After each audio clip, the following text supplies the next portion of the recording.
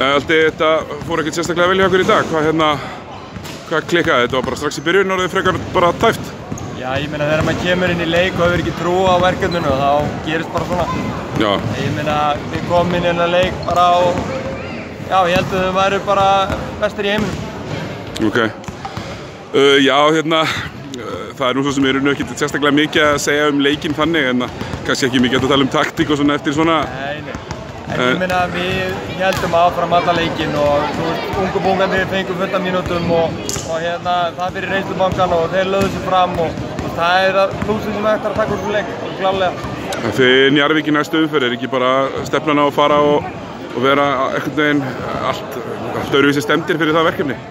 Jú, ég meina, ég veit ekki alveg hvað menn heldur fyrir þennan leik svo sem en ég hingað til hefur farið í leikina bara og látið allt flakka. Það var eitthvað öðruvísi í dag en við gerum okkur upp fyrir Njarðvík. Ok, takk. Takk.